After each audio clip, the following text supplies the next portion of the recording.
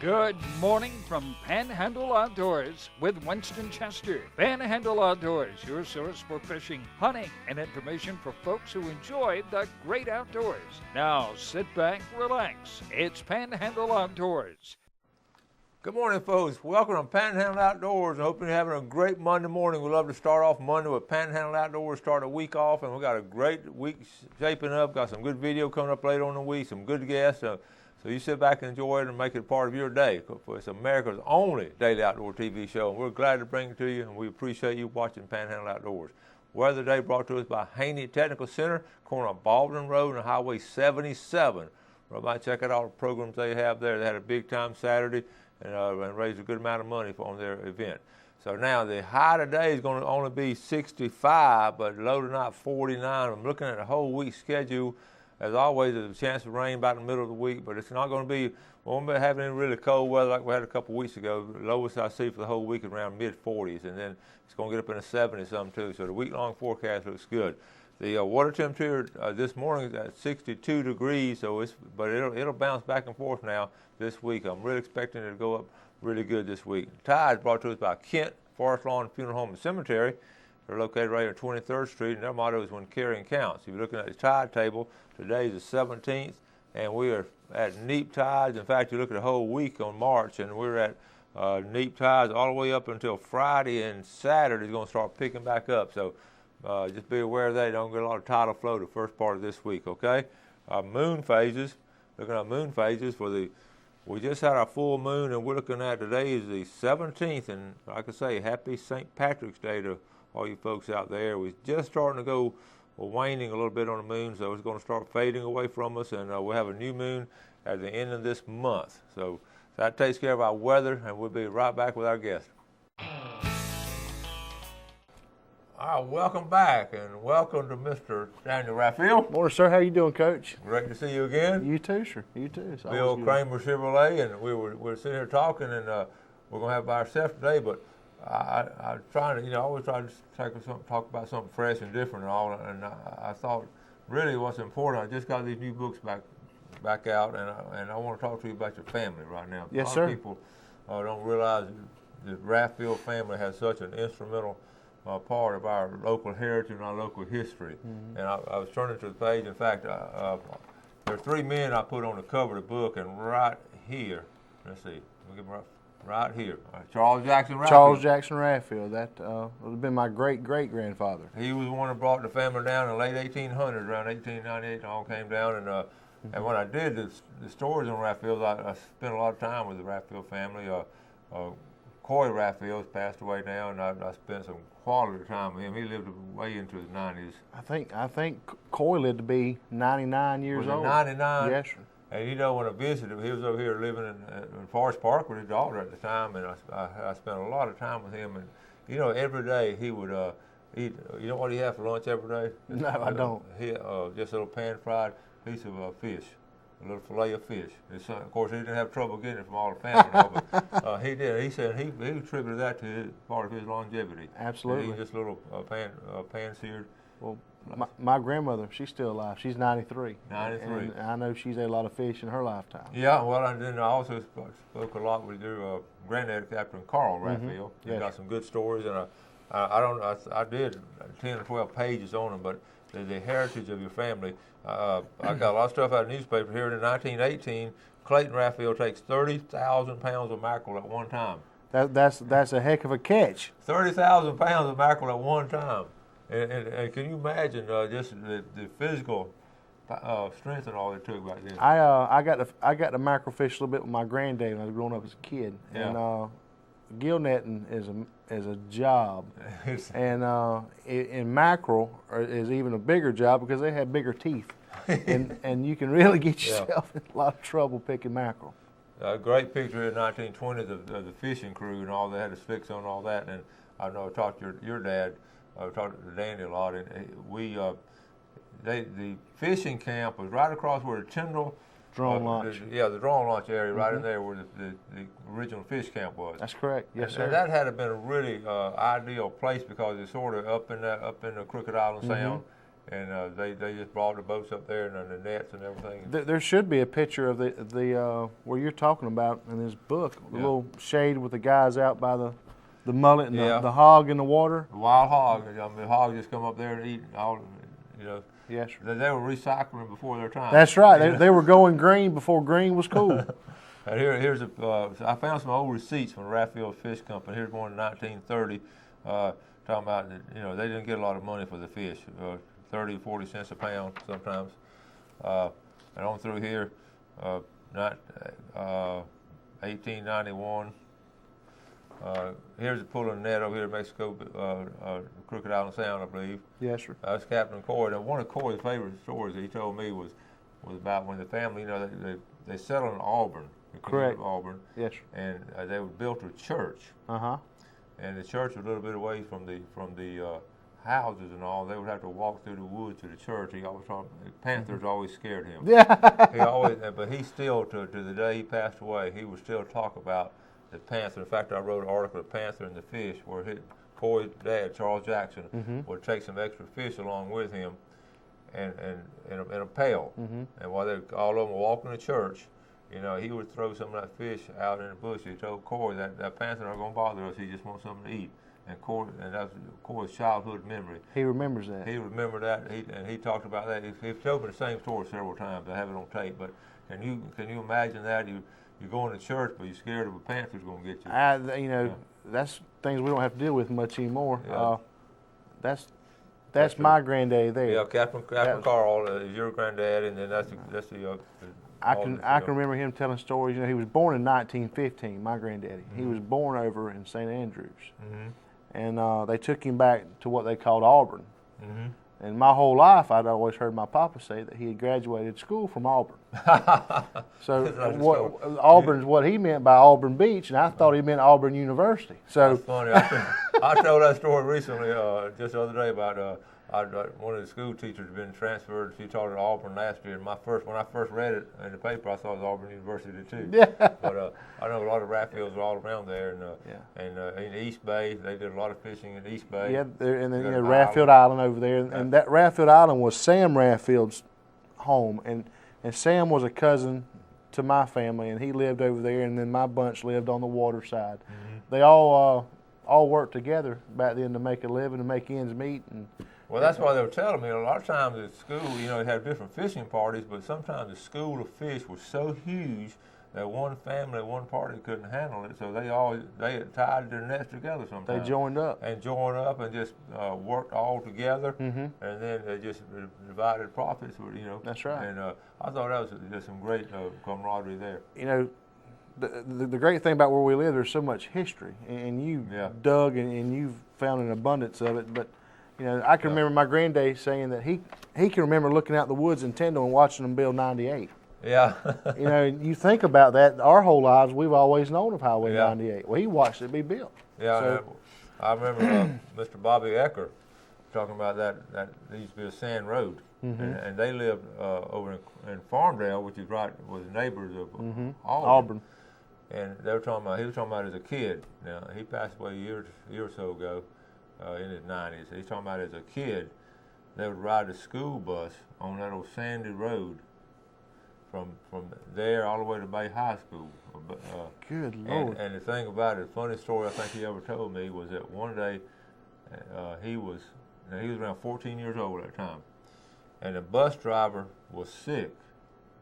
So they let, and you could do this back then, Mr. Bobby drove the bus to school. He was the oldest boy. 14. He was 14 years old. He drove that school bus from Tyndall all the way to Bay High School. Wow. Yep. He told that story. And so, you know, all those amazing stories and all that. But I knew when I had you on, I knew I had your schedule. I wanted to mention about what a contribution your family did. We're not near as tough as these guys were. We think we're tough. These guys here were men of men. I mean, they were just way tougher than what we think we are. Yeah. They didn't know anything about minimum wage and things. They had to eat, so they. You had to show up and be accountable for yourself and go to work. I mean, there was no other way to do it. My granddaddy, I can remember being on the boat with him and freezing cold. Your face feel like it's frozen. He'd say, "Bubba, you got to tighten up now, son." He said, "You got to be tougher than that." And he just That's just how they. Yeah. There was no quit. Yeah, one of the most intriguing stories, real quick, what Corey told me when he was a young man in his 20s, working the nets and all.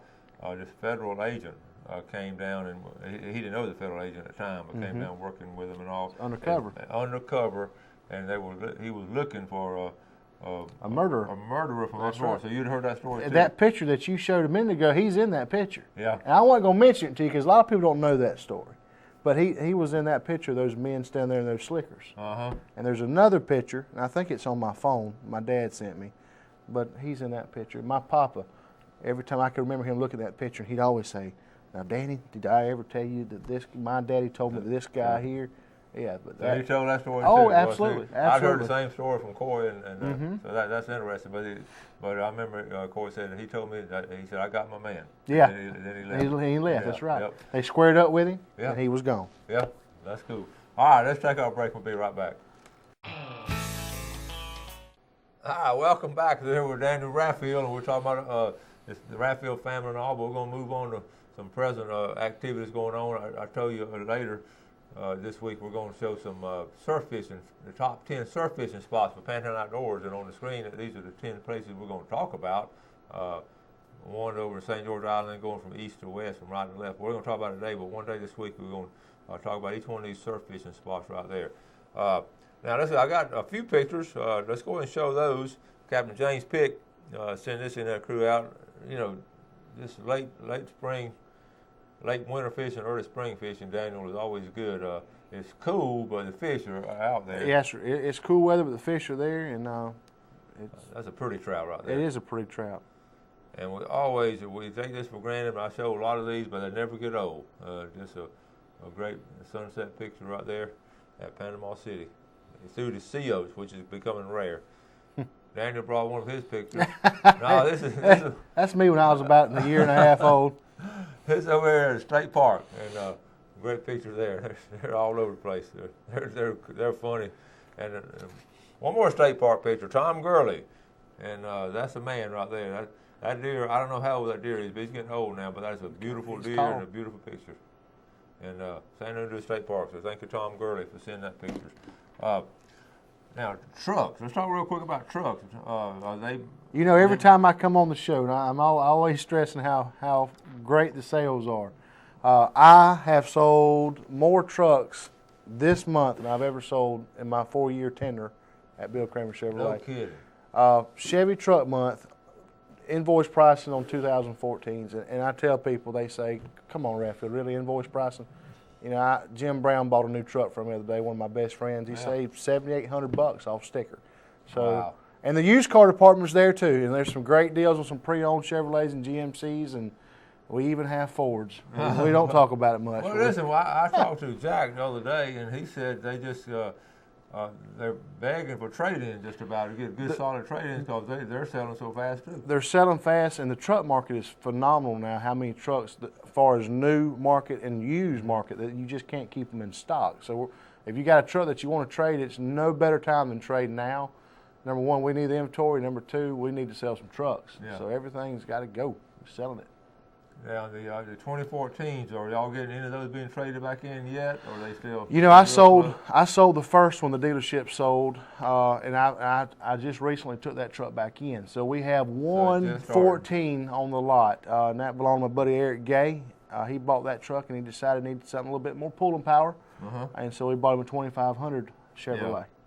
Yeah. And so, yeah, so we're starting to get them back in slowly but surely. But that 2500 is strong, isn't it? That 2500 is strong. Yeah, I've seen guys pulling a lot of heavy stuff with it. Horses and trailers.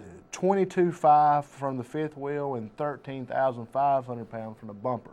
Wow. So the truck is phenomenal. And I drove that diesel you saw this morning, and that's a 15. Just incredible trucks. Awesome. Are you selling a lot of diesel still, or are they just sort of? You know, a diesel's a tool. And I tell a guy looking at a diesel truck, you know, that truck has a mission in its life, and its mission is to pull. Yeah. It's not a 4-mile driver. It's not a commuting vehicle. It's it's a truck needs a job. But we sell a bunch of them, and people love them. Mm-hmm. What's a good time? You know, I always ask all this too because my dad would always buy his vehicles in August at the end of the summer. Right. And some people buy them in the springtime. And I always ask, every time I ask somebody at a car dealership, they said right now is a good time to do it. But I guess most of your trade-ins come in sort of late summer, seems like, or you know, we get a lot of our as far as late summer. You'll see a lot of trade-ins come in. A lot of things you see in the late summer is a lot of sports cars coming in on trade. Usually, a guy that's bought a convertible and he's ready now for something a little bit warmer. But there's no specific better time to trade than like the guy told you now. They're for sale. These dealerships, we do not collect these cars and trucks on that lot. Like Mr. Kramer said, they're all for sale. Yeah, I don't collect them. Yeah, it's not a collection. But you know, I may have told this story before. I've told it to my family several times, I know. But my dad would take my brother and I when we were little. He would take us when he traded cars because he wanted us to be there. And just to see how it's done. And of course, that's a different era. Right. And we're talking about, you know, way back. And we got tickled because every time my dad he always wanted to think he was getting up in a deal. Of course, you know, so Dad would get the car salesman down this over in Quincy and sometimes over in Chattahoochee. He would get the dealer down to the rock bottom price, and his famous famous saying was, "Okay, I'll take it if you put a trailer hitch on it." and that don't mean anything now, but in those days, that was important. That was a big deal to get a trailer hitch on a vehicle to pull that boat. I bet it was a big deal. And you know, like I say, it's a moot point. So is that why you told me when you bought your truck you needed a trailer hitch? I remember that. We laugh about that all the time. Yes, sir. They'd go back and the car dealer, the salesman go, I wish I had a video of them going back and forth and all. And Daddy said, well, is that the best you can do? And the guy said, I said, absolutely, Mr. Chester, I said, absolutely the best we can do. Throw in a trailer hitch. Daddy looked down and said, well, all right, I'll take it, you put a trailer hitch on it. And my brother and I laughed about that after we were grown for years. Let's take our final break and we'll be right back. All right, welcome back. First, let's get our fishing game forecast today, brought to us by Mark Coward at Edgewater Beach Realty. We're looking at our time this morning from 1:11 to 3:11 a.m., but after lunch, right there after lunch, we're looking at 1:34 to 3:34. It'll be an excellent time. Daniel says Jack will let you off and you run down to the bay and fish. Yeah. And by the way, Jack was looking for a boat. Jack is. And usually we're trying to sell, every now and then we'll try to sell a boat on here, but we got a guy looking for one. Jack's the boss down there, and what kind does he want? He's looking for, he'd like to have something around 18-foot and a flats boat. He likes the Rangers. Okay. He likes the Hughes. He had a 21-foot Hughes, and he sold it, and he regrets it ever since he did it. Something around a 150 Yamaha or 200. So give Big Jack a call if you got something. I'll throw his number out there. Well, you just go down to Bill Kramer. Come see us, yeah. Yeah. Buy a truck and sell a boat. And sell a boat. We can do it. You can't beat that. But Jack had told me that a while back. I thought he'd found one. We talked to him the other day. He hadn't found one yet. He called a gentleman in Texas about it, and the guy never called him back. So. Yeah. Well, listen, we were talking about the Raphael, and how's your dad doing? Dad's doing good. You know, he doesn't slow down. He's like you. From the word go to stop. He's wide open. Well, and Marina's still doing good right down there? Marina's doing very good. Business is picking up. You know, we keep going from summer to winter the last couple of weeks, so it's confusing a lot of folks, but we're getting there. And it's right there at Highland View Bridge. As you're going into St. Joe, Highland View Bridge, all that to the left is, the name of it is Captain's Cove Marina. Captain's Cove Marina. We've been down there before and visited with them. And you can put, if you want to fish that canal, I guarantee you the fish are biting in that canal somewhere in that canal. Some of the best flounder fishing and when it gets ready, red fishing and trout fishing is done in that canal. A lot of gator trout been caught there. Now you can put your boat in right there under the bridge and go up there toward the tee and have some good luck. Have a ball. That's what I told you, Daddy, when last time I was down there. I said I wouldn't be able to work here because I'd be over the wall right there fishing. Seriously. That's right. Yeah. I'm serious. I sent me a trot line across there. We're talking about the. Let's see if I find it back on here. The Raphael Fish Camp in the early days. Let's see. Better pull it back up. It just went off the air. But it's fascinating to know these spots. And one thing about Tyndall, it is it's closed most of the time. But, okay, we'll enlarge it. I'm gonna show you. Okay, on Highway 98, here's an airstrip right here. Going down 98 from my left to right, I'll be going from Panama City to St. Joe. And the top right-hand corner, that big that's the airstrip that comes out to the highway right there. But now, right here in the center of the screen is a drone launch facility right in that area. So the fish camp, Daniel, was right in that area right there in the center. Was that right? Correct. Yes, sir. There's some old trees. If you can look back over there, back this way, right in here, right there in the center. And I imagine a little cove and that wild hog and all those hogs will come up there and partake of the refreshments and all. But that's where it was right there. That's where it was at. And I've been told that you can still see the old pilings.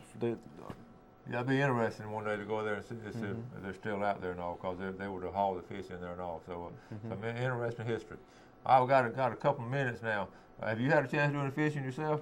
No, sir. I haven't been. I have been so. You got a baby? I've got a new baby. I got a new dog, a new house, and a full-time job. So I told some other day, Coach. They were asking me last night, matter of fact, how the car business was. And I've told them how blessed I've been as far as people that I've known over the years and know me that have been doing business. And I went to Port St. Joe last night. I took the truck over there and went to a little gathering. And must have been 150 people come up and shook my hand, and probably 40 of them I'd sold vehicles to. That's a good feeling. It's a great feeling, and yeah, it is a good feeling. Well, it shows what people think of you and your reputation, and they know they're going to get a good deal and fair and honest. Yes, sir. And that means a lot to me that they think enough to come do business. But people watching your show, they tell you, man, I love watching your show, Coach. It makes you feel good. It does, and you feel like you're helping people out. That's right. And so, in the same way when you sell them a good vehicle, absolutely. It's going to be, absolutely. We take that for granted sometimes. You got to buy a vehicle that's safe for your family. Yes, sir. And it's going to be dependable and all. Correct. And it's a big part of your lifestyle to have a good vehicle. No doubt about it. And people say, is it hard? Or it's not hard when you work for a good dealership and you sell a good product. That's not hard at all. So. Well, listen, you take some time off now. Go fishing with Daddy pretty soon. I need to. We talked about it last night on the way home. I got to take time. Yeah, you really do. And you do the same thing, folks. You really have to just make time to do it. And I find myself getting caught in that trap, getting so busy and all. But Daniel, thanks for coming on, buddy. Thanks for having me, Coach. And y'all run down there and see Daniel at Bill Kramer's AAA under the big flag down there. The big American flag. That's fun. I see it all the way down the street. Yes, sir. Folks, thank y'all for watching Panhandle Outdoors. Be tuned in tomorrow. We'll have a good show lined up, and do something good for somebody today, and God bless. Thanks for joining us for Panhandle Outdoors with Winston Chester. Panhandle Outdoors features hunting, fishing, and other activities and information to help you enjoy the great outdoors. Join us next time for Panhandle Outdoors.